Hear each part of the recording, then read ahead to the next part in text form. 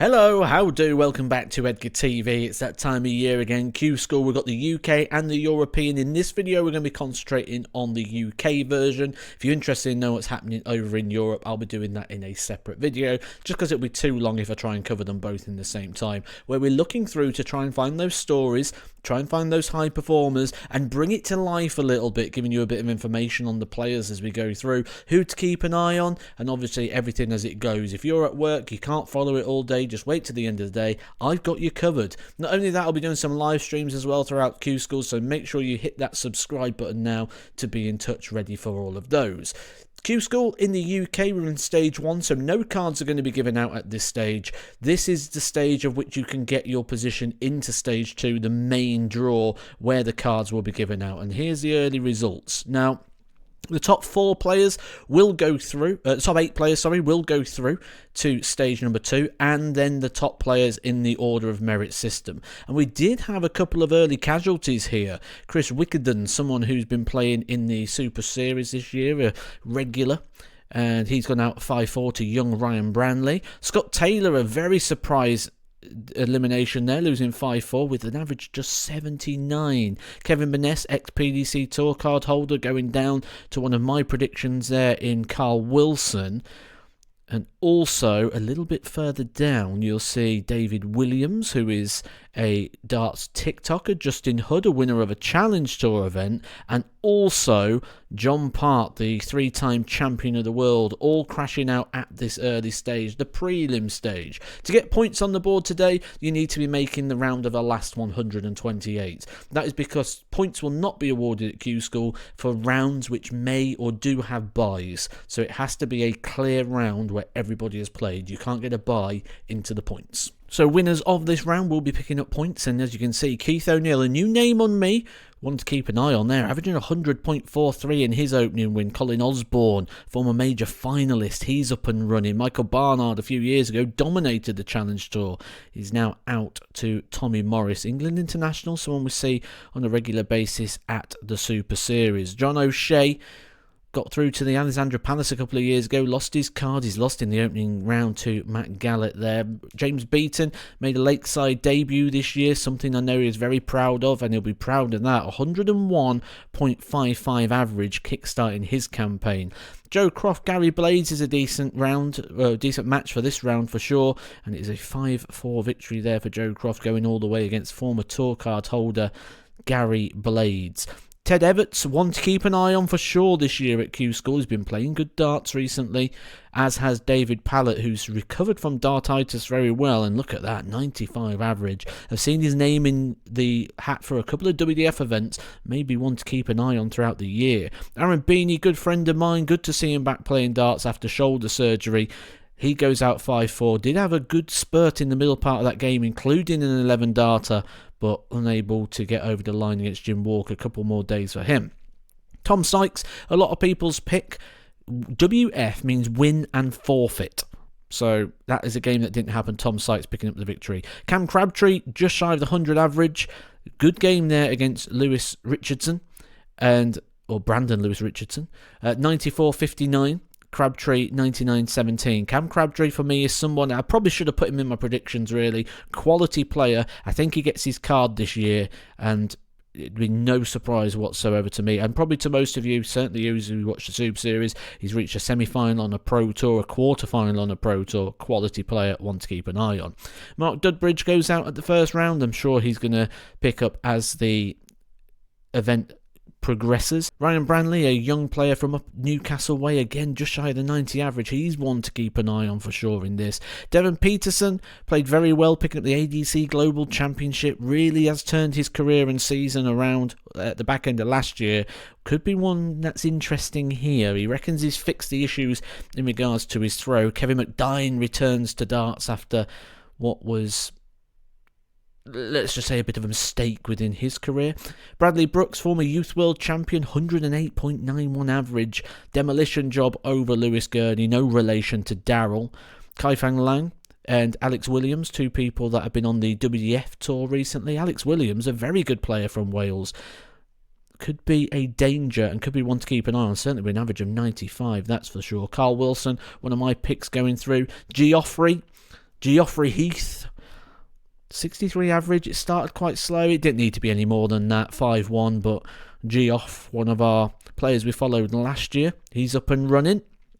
John Worsley, ex-tour card holder. Steve West, we know he's gone there with the ambition of getting, well, to play on the Challenge Tour, as probably Robert Thornton has the same. Robert Thornton going out 5-3 to Adam Lipscomb, West going 5-4 to Lewis Pride. Chaz Barstow again, just not able to do it at Q School. A couple of years ago, he was sort of the man to beat. Got through to the Alexandra Palace and gave Gerwyn Price an almighty scare, but not able to get through the first stage here at Q School and pick up some points on the opening day. Shane McGurk, a lot of people's tips, the winner of the WDF World Darts Championship recently, a player who's been playing very good darts throughout the back end of the year. He picks up a win with 105.65, certainly going to be one of those players to keep an eye on. Now, for those of you who've seen my preview for Q School, you'll know that I told you what I think you need to get in, and it was backed up with evidence. It's basically 6 visits to the board, anything between 83 and 93. A 16 dart is a 93.93, an 18 darter is 83.50. That was backed up with last year's results when we take a look at the players that got through. Only 2 people producing above that 16 dart standard. These people are the players that have produced it in the round of 128. Shane McGurk once again on the list. Jamie Atkins, someone who really came through last year and put in some good performances, really did come to the forefront and will be a lot of people's predictions to get through this. Bradley Brooks again with a good performance. Cam Crabtree again with a good performance. They're people to keep an eye on. They're proven, they're established. Maybe it's time to get their cards and for Bradley Brooks getting it back. But another new name on me here, Dean Gallagher, not only picking up a good victory here with 102.95, but picking up a good victory against a very established player here in Thomas Banks. Now, if you are enjoying my content, you can catch more of me over here as well on the Mission Darts channel. Very worth going and checking out. It's got podcasts on there, new series like Rate My Hockey, Dart Shops, and also some tips in regards to improving your game and things you can do on the board and little tricks you can put in there. So another YouTube channel there for you to go and hit the subscribe on. I'll put the link down in the comment section and in the video description for you to get that nice and easy.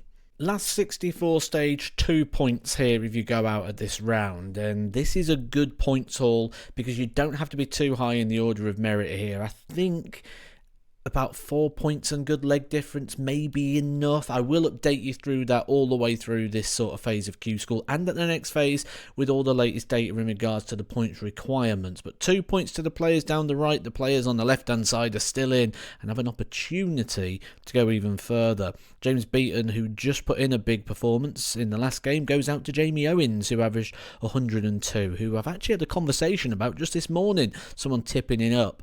A bit of a local derby, Tommy Morris taking out his captain, Scott Mitchell. Mitchell will be probably quite happy with 2 points there. Ted Everts, despite averaging 100, only got 2 legs against David Pallett. Good performance again from Pallett getting through and picking up some more. He's probably going to be going through to phase 2, as you'd expect Cam Crabtree to do so as well, but Crabtree will probably win a day, to be perfectly honest. Devon Peterson, not able to repeat the heroics that he played recently at the ADC, picking up that global championship, going down 5-0 to Jared Cole, but again, some points on the board and a good start for him.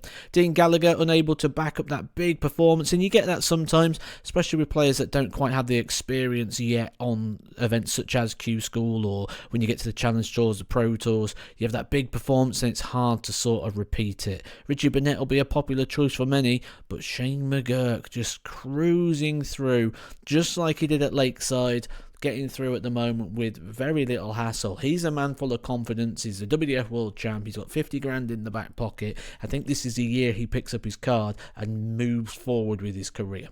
Now, like I say, I will update you in all the points, but I believe the winners of this round, the winners of the last 32, I think they've got enough. They've got 4 points on the board already, maybe another one to make sure, but I will obviously track this throughout because it could change depending on the results. It's very hard to get that guarantee in early in terms of what it's going to take on the points tally, but 4 points now guaranteed for the players on the left hand side, on the winning side of the draw here. That is all these guys down the side here, and some good performances to pick out. Bradley Brooks once again, This is the thing, we're not picking out different players round on round, it's consistently high performers. Jared Cole again, good performance. We have lost a couple of people that we've picked out already throughout the day. David Pallett wasn't able to keep it going, losing out to Jason Wilson, who, good friend of mine from the time on the tour, with a nice little video diary of us out and about and travelling. Cam Crabtree, a surprise defeat there, going down 5-1 to Adam Paxton, who really did emerge last year and was sort of a surprise winner at the Super Series, but then became a regular in his time down at the Modus. Done it again, hasn't he? Shane McGurk, he was one we pointed fingers at. He was one we said keep an eye on. He could get it done on day one. I think he's already pretty much into stage 2. But I tell you now, no one's going to want to play him at stage 2 because he is developing fast. So here it is. We know 8 people that are through already. There's going to be at least 79 places available on the order of merit, and I think the players that reached the last 16 are pretty much there with that many places available. The likes of Mark McGeaney, a runner-up at Lakeside before, Jared Cole, Scott Campbell, good players that I think will get their places in the secondary phase, but guaranteed their places in the secondary phase are all of these players from Jason Wilson up to Bradley Brooks, who averaged 96.67 for the day, a world-class display from him. Tommy Morris was averaged 98 in the final game there to put himself into phase 2, 93 over the day. He's at the very top end of where you need to be in regards to Q School, 92 there for Shane McGurk. But once again, look at the block that people are in. Majority between the 83 and 93 average, only one above it, and we've got one player below it there in Jason Wilson, but he does enough to get through. When you see, again, like I say, people 9,500 average needed for Q School, no it's not, it's that block right there, 83 to 93, Adam Paxton, player who, as we say, developing, and that's this stage. That's what this Q School stage is all about. It's about those developing players, and we'll continue to pick them out and tell those stories. There's not really too much to add at the end of today, because there's not much to analyse in regards of the order of merit, the points table, and all that side of things. So that will be tomorrow's video, when we look at how many points are going to be needed, what's needed, who's in the running in day 3, which is Wednesday, and also there'll probably be a live coming on Wednesday as we talk through all the action as well. Make sure you do drop a subscribe here. I'm going to bring Q School to life for you. If you can't follow it throughout the day, if you don't know where to look, I'm going to point you to all the stories, who are the big upsets, who are the surprises, and who could be coming through and picking up their tour card in 2025. I'll do the work, you hit the subscribe. See you tomorrow. And I'll also see you on the European Q School, because there's 2 every single day.